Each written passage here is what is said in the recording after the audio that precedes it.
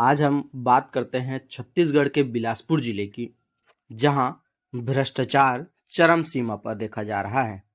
छत्तीसगढ़ की कांग्रेस सरकार ने छत्तीसगढ़ के लगभग कई जिलों में जल संधारण के लिए नदी पर स्टॉप डैम जैसी महत्वाकांक्षी योजनाओं का शुभारंभ किया था।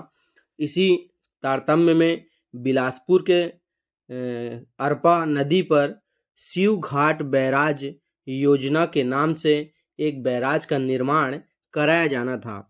इस शिव घाट बैराज की लागत 4,913 करोड़ 24 लाख रुपए की अनुमानित राशि आंकी गई थी। यहाँ यह बताना बहुत जरूरी है कि शिव घाट बैराज जब पूर्ण हो जाएगा तब इसमें जल संग्रहण क्षेत्र लगभग 1998 वर्ग किलोमीटर होगा, जिससे किसानों को लाभ मिलेगा।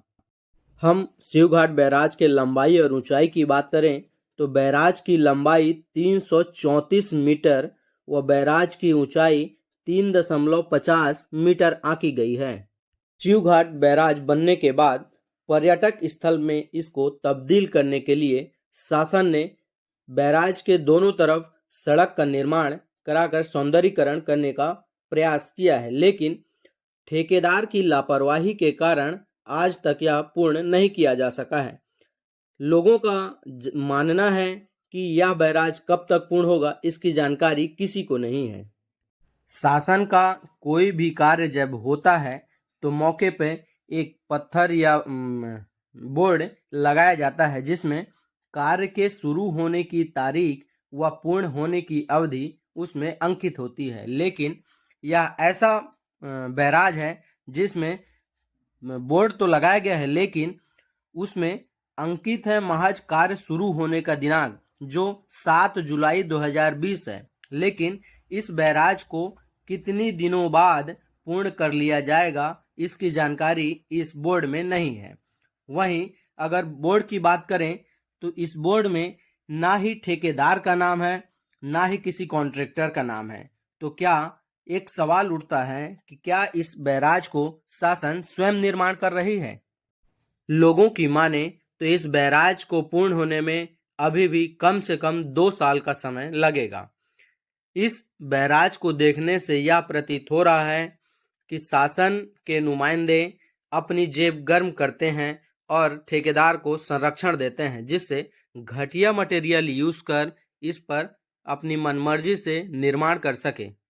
अगर बात करते हैं इस बैराज की, तो इस बैराज में लगे कर्मचारियों की सुरक्षा पर तनिक भी ध्यान नहीं दिया जा रहा है।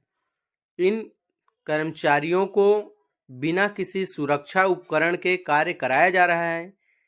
कभी भी इस बैराज में किसी भी बड़ी दुर्घटना से इनकार नहीं किया जा सकता, लेकिन दुर्घटना होने के बाद ये ठेकेदार अपने जिम्मेदारियों से पल्ला झाड़ लेते हैं। जाता है तो महज इन गरीब मजदूरों का, जिनको अपनी जान से हाथ गंवाना पड़ जाता है। लेकिन इस बात से ना तो ठेकेदार को फर्क पड़ता है, ना ही सुपरवाइजरों को, क्योंकि मजदूर तो बेचारे गरीब होते हैं, इनकी आवाज कहीं न कहीं दबा दी जाती है। यहाँ अस्पष्ट तौर पर ज्ञात हुआ है कि इस बैराज का ठेका रायगढ़ के सुनील अग्रवाल के द्वारा लिया गया है, लेकिन सुनील अग्रवाल का नाम किसी भी बोर्ड पर अंकित नहीं है।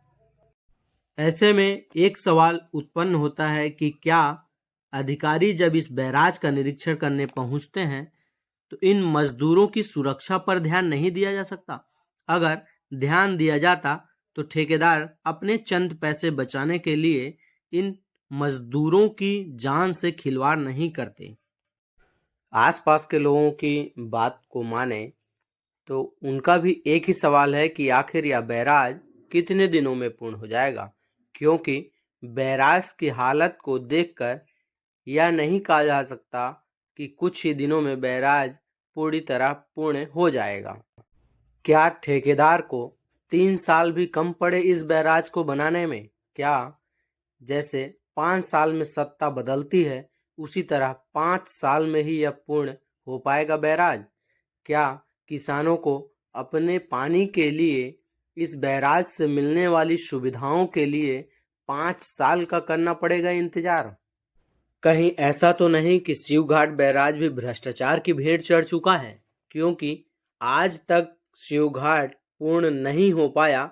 इसका कहीं न कहीं जिम्मेदार ठेकेदार है और उतना ही जिम्मेदार शासन के नुमाइंदे या अधिकारी हैं जो इस कार्य को पूर्ण करवाने में लापरवाही बरत रहे हैं। कहीं ऐसा तो नहीं कि ठेकेदार अपना लाभ लेने के लिए ग्रामीणों का या आसपास के लोगों का, जिससे इस बैराज से लाभ मिलेगा, उनके लिए घातक बन रहे हैं। बहरहाल देखना अब यह है कि इस शिवघाट बैराज को लगभग 2020 में शुरुआत की गई थी, लेकिन इसका पूर्ण कब तक हो पाता है यह देखने वाली बात है। और यही सवाल यह उठता है कि क्या इन मजदूरों की सुरक्षा पर ध्यान देने वाला कोई नहीं? क्या नेता, जनप्रतिनिधि या अधिकारी अपने जिम्मेदारी से मुंह मोड़ लिए हैं? या कहीं ऐसा तो नहीं कि ठेकेदार अपने रसूख के दम पर सभी लोगों का मुंह बंद करा दिया है, क्योंकि इस ठेकेदार के पास में इतना पैसा है कि जिसे चाहे उसे खरीद सकता है।